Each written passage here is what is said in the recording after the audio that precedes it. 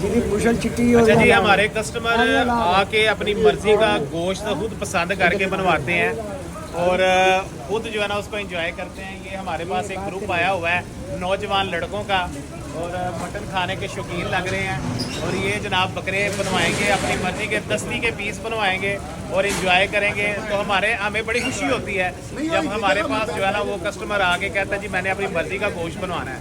तो ज़रा दिखा दें कौन सा पीस इन्होंने पसंद किया। ये वाला जी।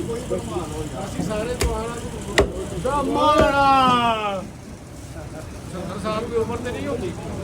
मैं यंग बॉयज जवानी old boys old school boy young boys ही साढ़े लिए तो तुम यंग ही हो माशाल्लाह। बूढ़ा बंदा है साढ़े जो बूढ़ा बंदा बाकी सारे जवान